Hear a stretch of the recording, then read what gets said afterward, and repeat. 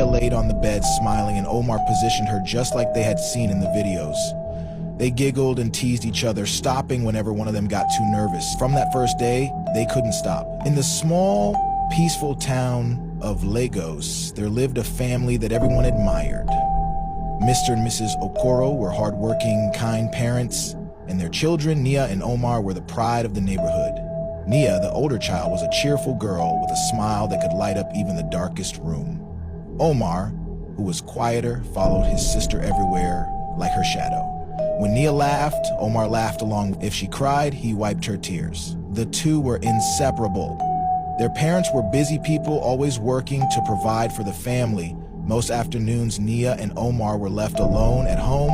They spent their time playing games, telling stories, or sometimes simply sitting together in silence. At night, they even shared the same bed, whispering to one another about their dreams and fears. One afternoon, Omar came running into Nia's room, his eyes filled with excitement. "Nia, look at this," he said, holding up a shiny smartphone. Their father had recently bought it for him. Omar had taken it to school earlier that day, where some older boys had shown him how to visit strange parts of the internet, including websites meant only for adults. "What is it?" Nia asked, curious as always. "Come and see," Omar replied, climbing under her bed. He opened the phone and showed her a video. The screen displayed strange images of adults doing things neither of them understood. Nia frowned initially. What are they doing?" she asked. "I'm not sure," Omar said with a giggle. "But it's funny. It's making me feel good. Let's watch more," he added, smiling softly. "Me too. My body feels sweet," Nia replied, focusing more intently on the phone screen. And so they did. It started as simple curiosity, like observing an unfamiliar animal in the wild. They didn't understand what they were watching, but they couldn't look away. Each video brought more whispers, giggles, and unfamiliar sensations. The more they watched, the closer their bond became. It turned into their shared secret, something only the two of them knew, hidden away in the quiet of their room. The Okoro siblings unknowingly embarked on a journey they didn't fully comprehend, a journey that would change everything. Days blurred into weeks and weeks into months. The little secret they shared grew like a seed thriving in fertile soil. Every afternoon, when the house was silent and their parents were away, they would sit together, staring at the screen.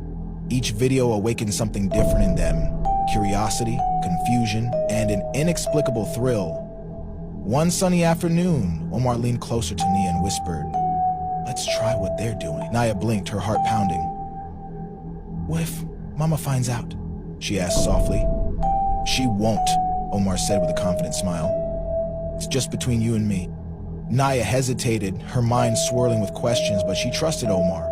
He was her shadow, her partner in everything. Slowly, she nodded and they decided to mimic the things they had seen. At first, it felt like a game, just a silly game.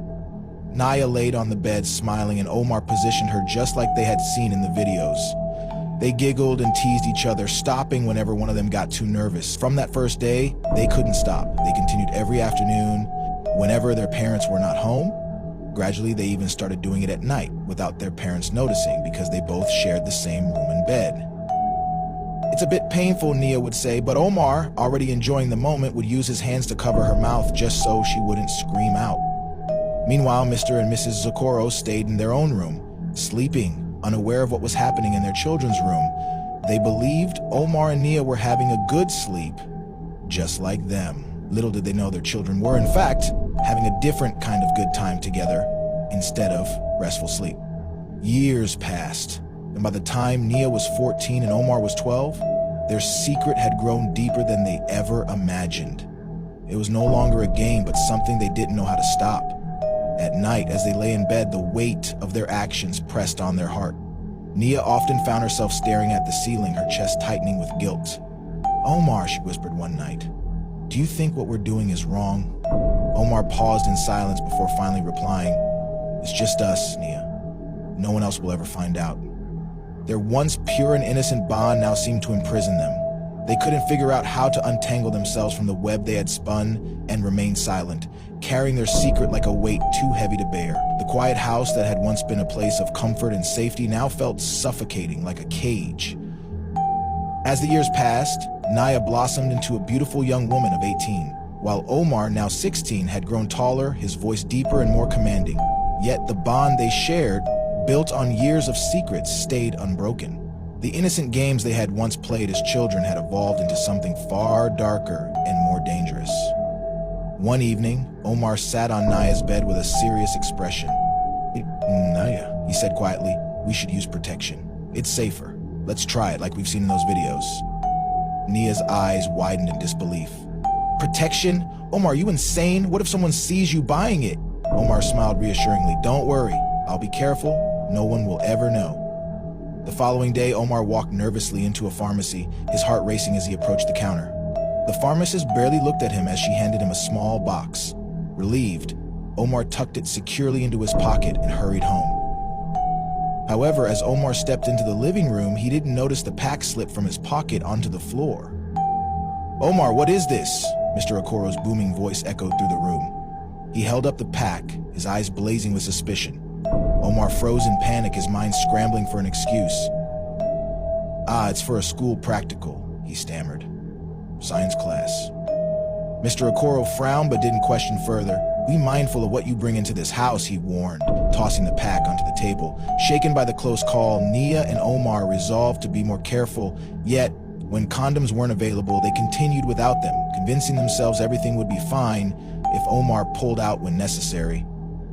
Their illusion shattered when at 19, Naya began feeling unwell. She experienced frequent vomiting, pale hands, and bouts of dizziness. "I think I'm pregnant," she confided one evening, tears streaming down her face. Omar's heart sank, though he tried to remain composed. "We'll handle this," he assured her. They pooled their savings and visited a local clinic, where they lied to a nurse, claiming the abortion pills were for a school experiment. The nurse hesitated but eventually provided the pills, cautioning them to use them responsibly. Back home, Nia wept as she took the medication, her body trembling with guilt and fear. Omar sat beside her, holding her hand. "No one will ever know," he whispered, though his voice betrayed uncertainty. But it didn't end there. The secret, like a shadow, grew darker every time Naya found herself in the same predicament. They repeated the process, crafting new lies for different nurses at various clinics and pharmacies, concealing their shame. Over time, the repeated abortions began to take a toll on Naya's body. Though she didn't fully realize the extent of the damage, unbeknownst to her, she was jeopardizing not only her health but also her future, as she remained unaware of the long-term side effects of the abortion drugs she frequently used. Their once close bond now felt like a chain, tying them to a secret spiraling beyond their control. More years went by, and it was finally time for Nia to seek a husband. At 24, Nia met Chuka, a kind and generous man with a heart as big as his wealth. He fell deeply in love with her almost instantly. Seeing an opportunity to leave her troubled past behind, Nia opened her heart to him as well. Chuka treated her like royalty, and before long he proposed with a glittering diamond ring. Nia accepted, convinced this was her chance to escape the dark shadow of her past with Omar. After the wedding, Nia broke things off with her brother. "We can't continue this," she said, firmly avoiding his gaze. Omar's voice wavered as he responded, "Nia, you can't abandon me like this." "I have to," she whispered, trembling. "This is my chance to move on." Omar was devastated but allowed her to go, though the burden of their shared secret weighed heavily on them both. 3 years into her marriage, Nia still hadn't conceived. Chuka, who longed for children, remained patient, but rumors began to swirl. Her worried parents turned to prayer, fasting, and even a prophet who offered them holy water to enhance Nia's fertility, but nothing seemed to work. "We need to see a doctor," Chuka suggested gently one day, his tone firm but caring. Nia hesitated, but she eventually agreed. They visited multiple doctors, each delivering the same heartbreaking diagnosis. Finally, one compassionate yet serious doctor spoke directly to her. "Madam," he said softly, "your womb has suffered severe damage from repeated abortions. Conceiving might not be possible." The words struck Nia like a bolt of lightning, shattering her heart into countless pieces. Tears streamed down her cheeks as she left the hospital, with Chuka silently walking beside her. That evening at home, Chuka confronted her. "Nia, I need the truth. What happened? Why didn't you tell me?" Sensing something was amiss, her parents joined the conversation. "Nia, please talk to us," her mother urged, her voice pleading. Overwhelmed by the pressure, Nia broke down in sobs. "Omar and it started when we were kids," she admitted, her voice trembling. "I got pregnant many times and had abortions. I didn't know what else to do. Her mother's wail pierced the room. "Oh my God, my children!" she cried, clutching her chest. Her father sat motionless, his face as pale as if all the life had drained from it. Chuka stared at Nia, his expression a mixture of shock and betrayal. "You kept this from me for all these years?" he asked, his voice heavy with disbelief. "I'm sorry," Nia whispered, her voice barely audible through her tears. "I didn't know how to tell you." The once joyful home was now steeped in grief, anger, and an oppressive silence. The truth, hidden for so long, had finally been revealed, and its weight was overwhelming. The room's atmosphere was thick with tension. Breaking the silence, Mr. Okoro cleared his throat. His voice was low and shaky as he began. "I knew this would happen ever since Omar was born," his words dripping with guilt. All eyes turned toward him, their tear-streaked faces reflecting confusion. "What do you mean, Papa?" Nia asked, her voice quivering. Mr. Okoro took a deep breath and glanced at his wife. She nodded slowly, silently urging him to continue. "Omar isn't your biological brother," he said heavily. His words hung in the air like a blade, cutting through the room's already suffocating atmosphere. Everyone froze, Nia's jaw dropped, and Omar's eyes widened in disbelief. Mrs. Okoro spoke next, her voice soft but laden with sorrow. "After we had you, Nia, the doctor said I couldn't have more children. My womb was too weak. But your father's family demanded a son. They said if I didn't give him a male child, they would send me away," Mrs. Okoro continued, tears streaming down her face. "We were desperate, so we adopted Omar the day he was born. He was just an infant. We thought it was the only way to keep our family together. We never wanted this to happen." Nia's chest tightened, her heart pounding like a drumbeat. "You lied to us," she screamed, her voice trembling with anger and hurt. "Why didn't you tell us? Do you realize what you've done?" Omar, who had remained silent, suddenly stood up, his face pale and his lips tightly pressed. Without uttering a word, he turned and walked out of the house. "Omar, wait!" Nia shouted after him, but he didn't pause. The door slammed shut behind him, the sound reverberating like thunder throughout the room. Nia turned back to her parents, her tear-grilled eyes blazing with rage. "You hid this from us our entire lives. How could you?" she demanded. Mr. and Mrs. Okoro sat in stunned silence, their heads bowed low. They had no explanations, no justifications. What they believed was a solution to protect their family had, in the end, destroyed it. The house, once warm and brimming with laughter, now felt icy and desolate. The burden of two devastating secrets had demolished the foundation of the Okoro family, leaving behind only sorrow and regret. The days following the confessions were steeped in silence and heartbreak. Chuka, who had once cherished Nia deeply, now regarded her with cold, distant eyes. He couldn't bring himself to forgive the lies, the secrets, and the darkness that had been kept from him. "I thought I knew you," he said one evening as he packed his bags. "But I can't live with this. I can't live with you."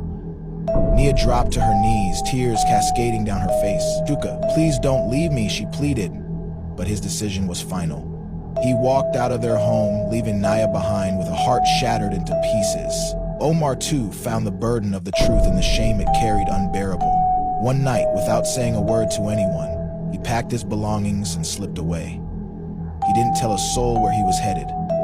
He simply vanished, leaving behind the only family he had ever known. In the Okoro household, the once warm and vibrant home felt as lifeless as a graveyard. Racked with guilt, Mr. and Mrs. Okoro spent their days in quiet prayer. "God, please forgive us," Mrs. Okoro whispered repeatedly, her voice shaking with grief. "We tried to protect our family, but we destroyed it." Nia, now left alone and unable to have children, spent her days reliving every decision she had made. Hamet, the laughter she once shared with Omar, the secrets they hid, and the lies they told, haunted her like a shadow she could never escape. Her body, weakened from years of abortion, served as a daily reminder of the choices she could never undo. The Okoro family, once admired for their closeness, had been torn apart by secrets and silence. Their story became a whispered cautionary tale in the neighborhood, a stark example of what happens when parents fail to guide their children and allow secrets to fester in the shadows. The once solid foundation of their family had crumbled, leaving each member broken in different ways. Nia's health continued to deteriorate, and she found herself making frequent trips to the hospital for treatments. Her dreams of having a family of her own were now unattainable, and the weight of her past choices bore down on her every single day. She wrote countless letters to Omar hoping he would come back, but none of them were ever answered. Omar had disappeared, leaving no trace of where he had gone. Mr. and Mrs. Okoro, weighed down by guilt and regret, grew distant from each other. They spoke only occasionally, spending most of their days in silence, lost in prayer and reflection. Neighbors who had once envied the Okoros now pitied them, their home a somber reminder of the price of secrecy. Years later, Naya, now older and frail, sat by her window, gazing at the empty streets of Lagos. Her life had become a quiet meditation on regret and longing. The secrets that once connected her to Omar had unraveled her existence, leaving her with only memories of when innocence and love turned to darkness. One rainy evening, as Nia sat by the window, a knock resonated through the quiet house. She hesitated, uncertain who would visit at such an hour. Slowly, she opened the door and froze in place. Standing there was Omar, older and visibly worn, his once youthful face now etched with the passage of time. His eyes, which had once sparkled with mischief, were now filled with sorrow. "Omar," Nia whispered, her voice unsteady. Without speaking, he stepped inside, his gaze locking with hers. The years apart had created a gap between them, yet their shared past still hung in the air like an unspoken confession. "I couldn't stay away," Omar said finally, breaking the silence. "I needed to see you." Nia was overcome with a whirlwind of emotions. Relief, guilt, and a deep ache she couldn't fully understand. They sat together in the dimly lit living room, the gentle sound of rain tapping against the windows. "I've tried to move on," Omar admitted, his voice heavy with regret, "but I couldn't. The past, it won't let me go." Nia nodded, tears pooling in her eyes. "It won't let me go either, Omar." Every single day, as they spoke, the years of pain and silence slowly began to unravel. Omar recounted how he had moved from city to city, taking on odd jobs in an attempt to forget. "But no matter where I went, our secret followed me," he admitted. Nia shared her own struggles, her failed marriage, her inability to have children, and the profound emptiness that had overtaken her life. They wept together, two shattered souls bound by a sorrow so deep they knew they could never fully escape its grasp. Omar stayed for several days, helping around the house and reconnecting with his parents, who were now frail and aged. Mr. and Mrs. Okoro were overjoyed to have their son back, though the shadow of their family's fractured past still lingered heavily. "We're deeply sorry for everything," Mr. Okoro said one evening, his voice quivering with emotion. "We made terrible mistakes, and we've paid for them every single day." Omar gave a quiet nod but said nothing. The relationship between him and Nia remained strained, burdened with unresolved guilt and emotions. One afternoon, as they sat outside beneath the shade of a mango tree, Nia turned to Omar with a hesitant voice. "Do you think we'll ever heal from this?" she asked softly. Omar's face reflected his inner turmoil as he replied, "I'm not sure," he admitted, "but I do think talking about it helps. We've kept everything bottled up for so long, maybe it's time to face the truth instead of hiding from it." Nia nodded, even though the idea of confronting their past filled her with fear. Together they chose to attend counseling, hoping it would help bring closure to the pain that had defined their lives for so long. The journey was slow and difficult, requiring them to face buried memories they had tried hard to forget. Their therapists encouraged them to forgive not only each other but also themselves, to recognize their humanity, and to understand the circumstances that had shaped their decisions. Gradually, Nia and Omar began rebuilding their lives. Although Naya remained unable to have children, she found a new sense of purpose mentoring young girls in her community. She taught them about self-worth and the importance of making thoughtful, informed decisions.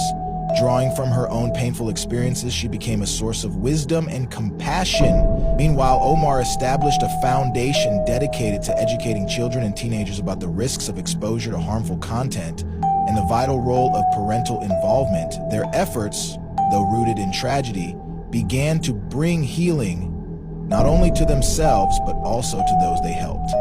Their parents, still carrying the weight of guilt, found comfort in watching their children transform their pain into purpose.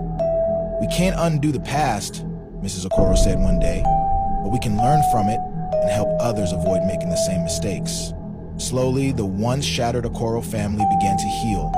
Although the scars of their past would never completely disappear, they discovered a way to move forward. Nia and Omar's bond evolved into one built on mutual support and understanding, finally free from the dark shadows that had once defined their relationship.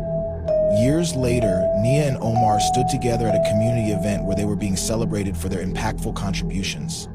As they spoke to the crowd, they shared their story, not the darkest parts, but the valuable lessons they had learned. Secrets have the power to destroy families, Nia said, her voice calm and confident. But honesty, guidance, and love can help rebuild what has been broken. Omar continued, "We're far from perfect, but we've realized that confronting the truth is the only path to healing." The audience applauded warmly, their heartfelt words striking a deep chord with everyone present.